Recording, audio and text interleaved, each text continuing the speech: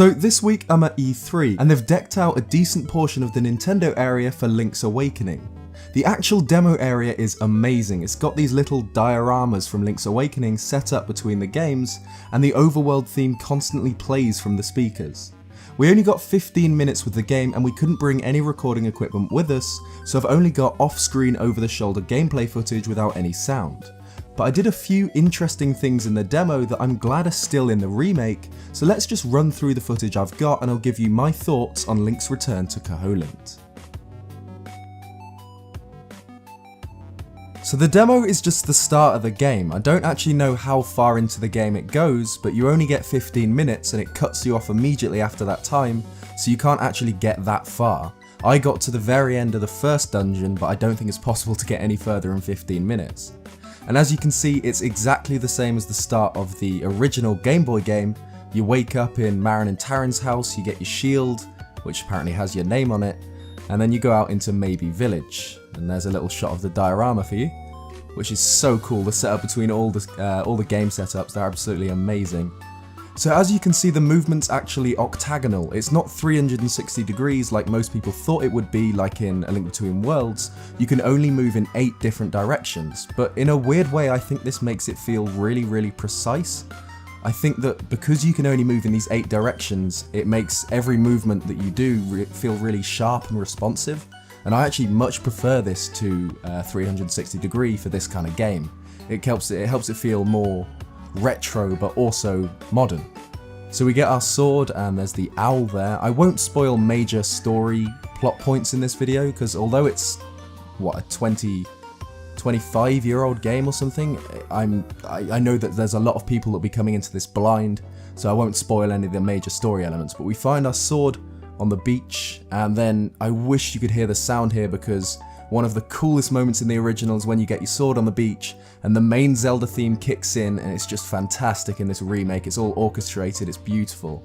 Hopefully on YouTube there are some direct footage ones. Like I said at the start of the video, we couldn't have any recording equipment, so I only recorded with a camera, so it's just the sounds of convention in the background, which are completely useless.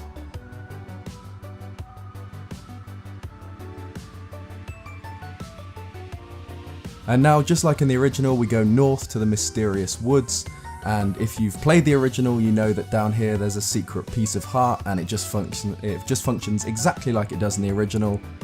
4 pieces make a heart container. And I don't know if it's apparent because it's off-screen footage, but this game is gorgeous. You can probably see any Nintendo Treehouse footage and get a grasp of just how good this game looks. Loads of people at the start were so skeptical about the toy look that they've gone for, but I honestly think it fits so well, and a huge part of that is due to this big plot element that I'm not going to tell you here in case you don't want to be spoiled, but just trust me, this visual style fits perfectly for the kind of game that Link's Awakening is. So again, we just talked to the owl, and now we're in the mysterious woods. One thing that is really different in this game to the original is, I just walked into a moblin there. One thing that's really different in this game to the original is the overworld in the original game was broken up because obviously it was on the Game Boy, which can't really handle much at all. So it's broken up into screens, and you can only really go a tiny distance in any direction before the game pauses, scrolls a screen, and then you can continue moving. But obviously it's been a long time since then, and we're on the Switch now, meaning obviously it can render the entire world because it's a very old game. So it makes the overworld in a way feel smoother because there's no kind of jagged loading between scenes, but also it makes it feel even smaller than it already is because you can cover so much ground so quickly. Like you just saw me blaze through the mysterious woods, which isn't a big area but takes a little bit longer in the original just because of the screen changing. So yeah, there's 50 rupees there, and you can see I think they're called slimes. I can't remember what those enemies are actually called. Zols? Oh, Zols, yeah. You can see every enemy in this game just looks awesome. And I think, yeah, here there's something I don't think was in the original. You can hold your shield out, and you can kind of shield bash enemies. If an enemy gets hit with the shield, they'll kind of get stunned backwards, which I don't think was in the original game. And it makes combat a lot easier with enemies like shield moblins. And in later dungeons there's Stalfos with shields and stuff as well, that in the original you could get around or time a spin attack or something like that. But in this you can just kind of bash them with his shield, which is cool, but it's a lot easier than the original game. I think a lot of what they've been doing with this is just streamlining the original, because as much as I love it, it is a bit rough around the edges. So here we get a Guardian Acorn, which is one of Link's Awakening's 2 unique power-ups that aren't in any other game to my knowledge. You get a Guardian Acorn, which halves damage taken, and a piece of power, which doubles damage output. And in the original, the only way the game could tell you you had one of these active was to play the kind of incessant power-up noise over and over and over again. But in this game, you can see you get kind of a cool visual effect to show that you're powered up. And I wish this was a piece of power, because you could see you just smash through anything when you got one of those active. But a Guardian Acorn's pretty cool as well. And here is a Buzz Blob, which is kind of like a choo-choo, but electric. So if you hit it, Link goes and gets shocked. Although we can get something from this hut, which is actually a little secret that was present in the original, and I'm really glad it's kept in the remake. There are a couple of things like that. So we get the magic powder from the witch, which we created from the mushroom. And you can actually use it to light the brazier there, which is required for, I think, the second dungeon. I think you need to light something with magic powder at the start. But still, it does a strange things, basically, like this. So this Buzz Blob, if we put magic powder on, becomes this thing, which is called a Cukeman. And he can talk to you now, and he has googly eyes. I don't know why, but I'm glad they kept that in. Part of what makes Link's Awakening so good is how weird it is, and this game is still pretty weird on the Switch. Do I kill this guy? Oh, I do. Yeah, again with this shield bash thing. I do like it. It's cool, but it does make taking on enemies like this really easy. Because another huge change that I've completely forgot to mention is... Oh, there's a piece of power. They see you just destroy anything. It's great, and you send them flying back. I love they kept that in. I love that they kept that in. But another huge change is that you no longer have to map your sword and shield to your face buttons, because obviously Link's Awakening, being a Game Boy game, only had 2 face buttons. So you constantly had to switch out between like your sword and Rock's Feather, or your shield and the power bracelet and stuff like that, which got really tiresome, because if you wanted to use an item, you couldn't have either one of your sword and shield out. But now you can use your sword and shield and 2 face items, which is just so much easier. And it means that you're never without your sword or shield, and with this new shield bash, it means you can just kind of hold your shield out and destroy most normal enemies really easily. Or if you've got a piece of power, just absolutely annihilate them. But now I'm going to do something that I thought about doing when I was waiting in the queue for Link's Awakening. I was like, oh, I wonder if that's still in the game, and I'm so glad it is, because I haven't seen any footage of this yet. But one of the most notorious Easter eggs from the original Link's Awakening, and you'll have seen it in the thumbnail for this video, is you can steal things from the shop. I take quite a while to do this here, because the shopkeeper won't let you take any items out the shop if he's facing you. But you can sneak around the back, cause him to turn around, and then sneak out the shop just before he turns around and faces you, meaning you can get out of the shop with an item. Although it's taken me a long time here. But there we go, you see he wasn't quite facing me, so now we get out with a shovel, and you get a really sarcastic message here. Guess what, you got it for free. Are you proud of yourself? So now we've got the shovel really early, because it's 200 rupees, which we don't have at this point. But now the shopkeeper gets his retribution, and Goku Kamehamehas you, which one hits you completely. It doesn't matter how many hearts you've got, it completely kills you instantly. And another thing that this does in the original, and I haven't tested if it does it in this, is it permanently renames you to Thief. So even if you chose your name as Link, for example, on the save file, you're always called Thief once you've done this. Even, it's not really a spoiler, even the Windfish, who's a major character in this, will call you Thief, and even Marin, everyone calls you Thief for the rest of the game, and there's no way you can undo that. If you steal, you're always labelled a thief.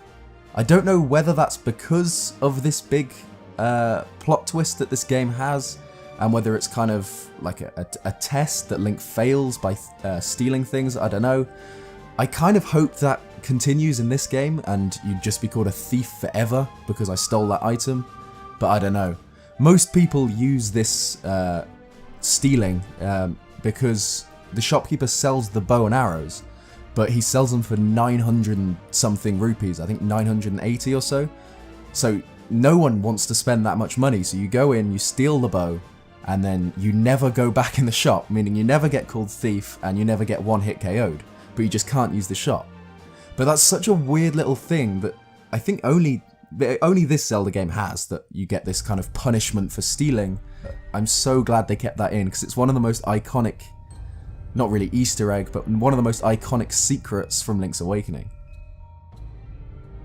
So now we're in the game's first dungeon, known as Tail Cave, which we needed the key from the Mysterious Woods to get in, which is one of the game's shortest dungeons. Most of the game's dungeons are pretty short, but this one is, obviously it's the beginner dungeon, it's really easy, it's really short, meaning that although I've got 4 minutes or so left of my demo time, I complete the dungeon, but you'll see what happens at the boss. I run out of time, which kind of sucks, because I'd like to see, I'd like to have heard even the Ballad of the Windfish played in the orchestra, or I don't even know if it's orchestrated, but the soundtrack of this game is brilliant, and I'm so upset that we couldn't record any sound for you guys, because I'd have loved for you to hear this.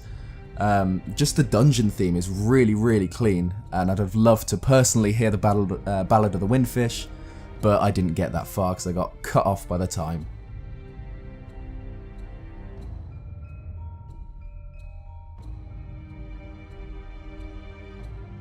So we're just going around collecting small keys with our Guardian Acorn active, and then it turns off there. I think it seems to last a lot shorter than it did in the original, but don't quote me on that, I'm not too sure.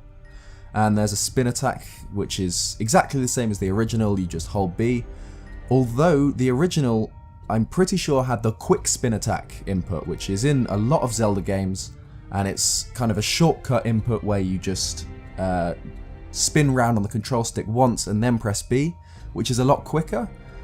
Apparently that's not in this game, so I didn't try it, but apparently you can't do a quick spin attack anymore, but I don't know, that's a minor thing to lose.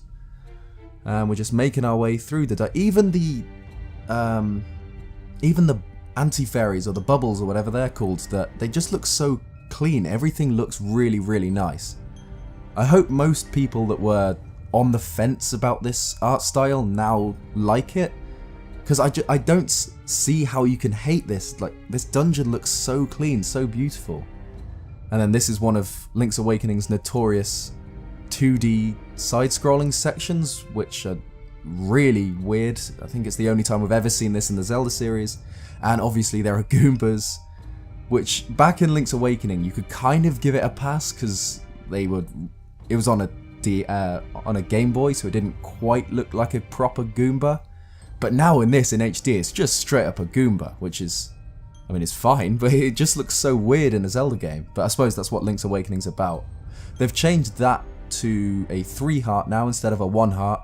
Again, it's just more of this streamlining, and I suppose making this game a bit easier and a bit beginner friendly, because the old one is not a difficult game by any means, but it is an older Zelda game, and if you've played any of the older Zelda games, you'll know they're a lot more difficult than the more recent ones.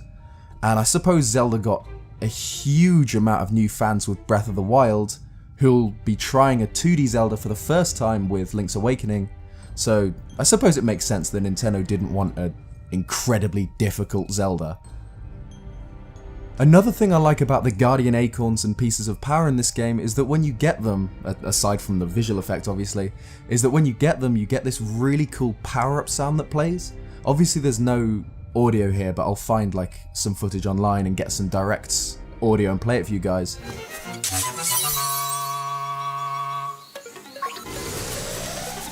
But it just helps you feel like a badass, like you already do when you got a piece of power and you're one-hitting everything.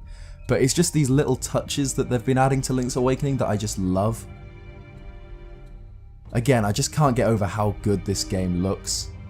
Especially, again, this dungeon in particular, well, obviously it's the only dungeon I played, but this dungeon in particular helps emphasize how the smooth scrolling really changes this game.